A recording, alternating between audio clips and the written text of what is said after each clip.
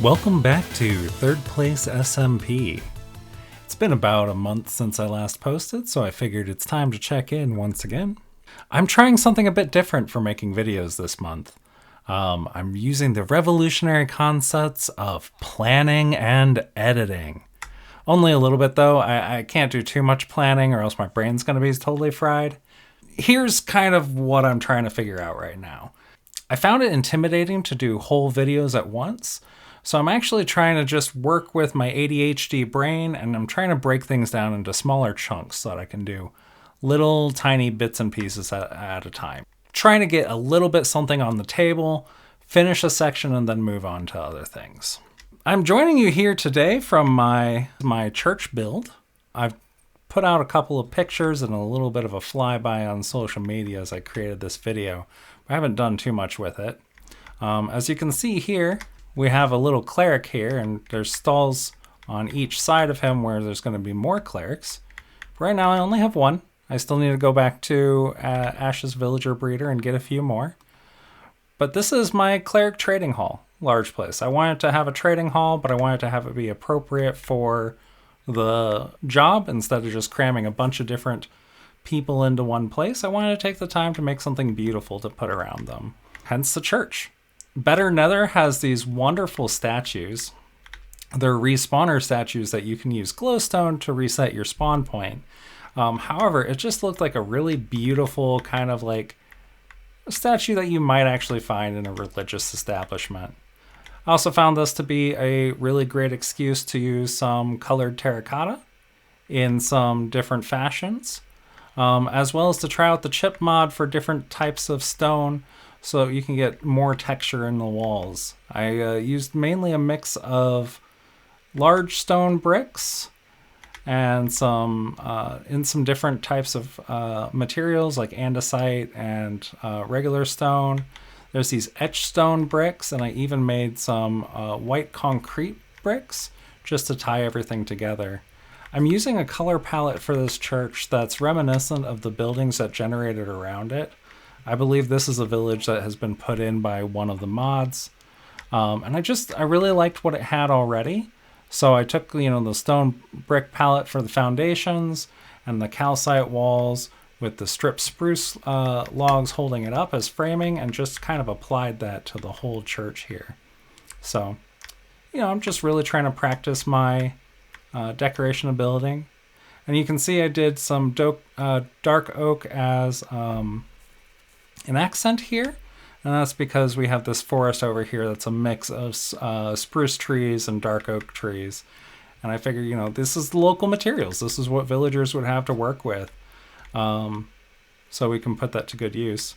You can also see that the stained glass that we're using in here is all sorts of special looking. And that's also coming from the chip mod.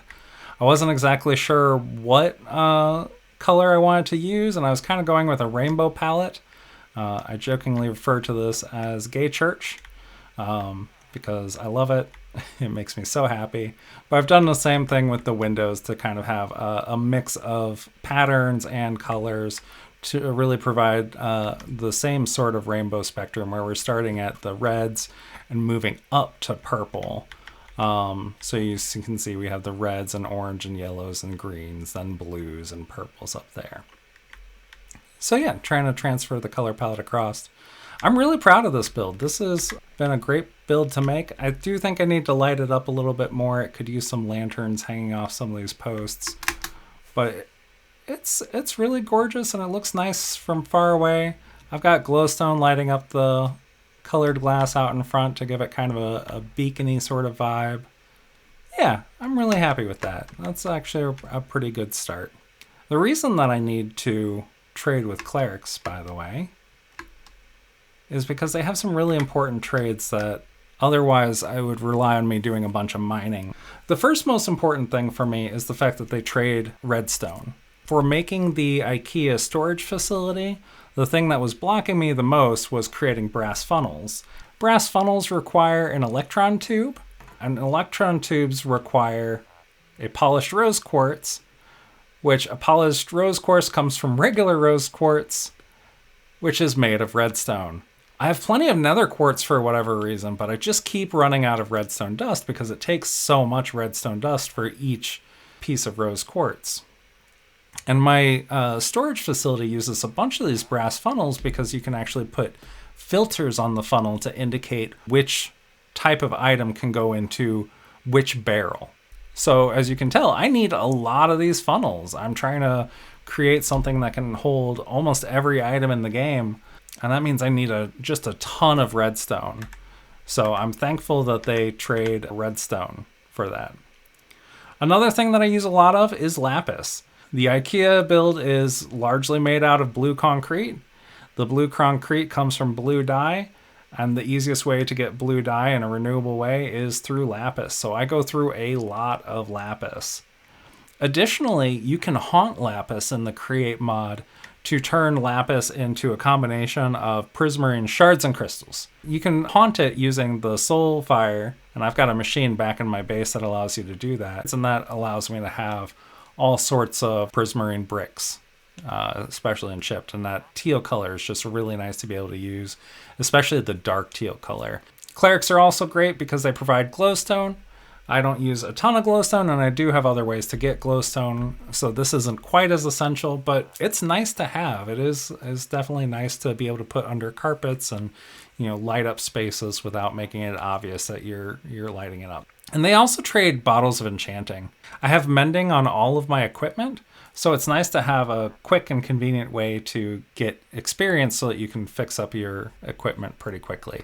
I haven't been using it a ton right now because they max out on their trades within, I think, 12, and 12 bottles of enchanting isn't that much. But as I intend to fill this space with clerics, I think it should actually provide useful. This is also helpful because I just found a zombie spawner under one part of my base. Since they trade rotten flesh for emeralds, that means that I can actually grab the emeralds to then buy the redstone. I can just turn rotten flesh into redstone, and that's huge. It's also pretty easy to create a nether wart farm, and I have one back at the base, but what I'm thinking about doing is actually taking and building a create nether wart farm that's actually underneath the church. So all I need to do is connect it up to the chest where I keep my spare items, and that way I can, have a steady supply of emeralds throughout all this. Maybe I can hook up a chest on each one of these and fill it full of nether wart so that people can just come in and trade as they want. We're done here, so let's go back to the base and talk about a few things that have changed down over there.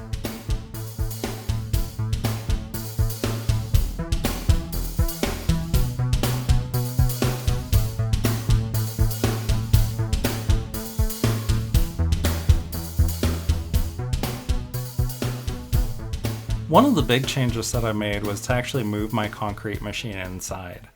I took what I had created earlier outside for my concrete needs and moved it into this box of custom concrete.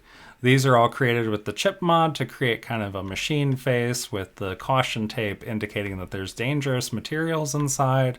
And this just makes for a cleaner look overall. I don't have the cobblestone generator hooked up to the top, so I just have a box here where I'm pulling in items as needed. However, I've found that with my current ongoing projects, I'm generating enough cobble that it doesn't really matter.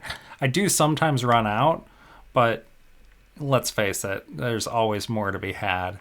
I will eventually create a cobblestone generator to power this, but as that's not my limitation right now, I'm not going to worry about it too much. I really like having the concrete creator inside. It's very, very useful, especially because, before, when it was raining, I just couldn't use the machine at all. This allows me to keep using the machine even when it's raining. Imagine that. And this is really excellent news because one of my other projects has been using just a ton of concrete. I may have done a little bit of modifications within my basement. Let's go take a look at that really quick.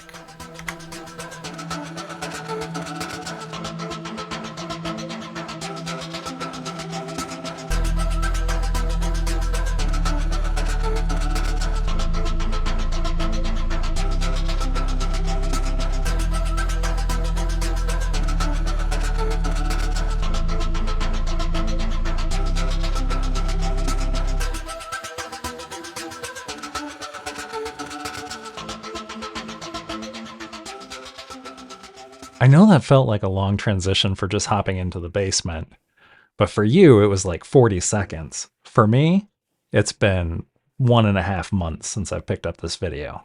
A lot has happened in that month and a half, including the fact that my favorite rap artist, Aesop Rock, has released a new album entitled Integrated Text Solutions. I love Aesop Rock's music. I'm always excited when he creates a new album. I'm always excited to hear the next song that he drops. But this album got my imagination going. I've been working tech support for over 15 years now. So to have Aesop come up with an album that is themed around the corporate tech environment, I couldn't be more excited. This is something that really called to me, that really spoke to me in terms of a theme. So as soon as this was announced, I of course started transforming the basement of my factory into integrated tech solutions. Now, this is very much a work in progress, just like all of our other builds, but let me show you around with what we do have so far. So up above is the factory, and you can get down through these little trapdoors over here. I don't have a way for non-Ender folk to get down here, but as I am the only person that is currently using this, that's not too big of a problem yet. Up there, you can see that we have an entrance to some mines down here. Over here, we have a more direct way down into the mines, because there is just a giant hole that goes straight to bedrock. Where all of these amethyst blocks lead is down to my amethyst mine. And see, we can just come right down here, down a short hallway.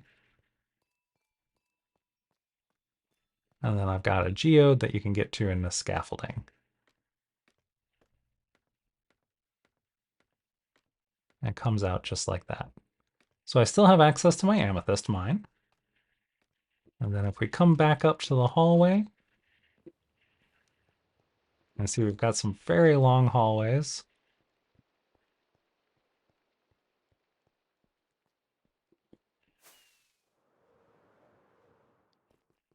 And here we have a little bit of an entranceway. I'm going to keep this indoor tree. And I want to build this out into more of like a reception area for ITS. Because out here where the train tracks are is the front entrance of ITS. I did the best I could to get this logo created in a fashion that still is like the ITS logo from the album itself, but using a Minecraft block limitations to create it. The S is a little bit funky, but I think it still kind of has the shape that I was going for. To me, ITS is that shadowy tech corporation that just seems to be a little sinister, a little too clean, and just a little too everywhere. In other words, I want ITS to be the shadowy hand behind each of my other builds. Every build I do, I want to tie back to ITS in some sort of way. Building out ITS will of course be a long-term project. This is not something that's going to be completed overnight, and I still already have one mega base that I need to complete. This will just be a second mega base that secretly hides under the first mega base. So I hope you'll stick with us as we are building a bridge to a better tomorrow. Thanks for hanging out with me today. There is so much more that I want to show you, but I want to get this video finished and sent out to you so I can get started on the next one. Hopefully that won't be too long.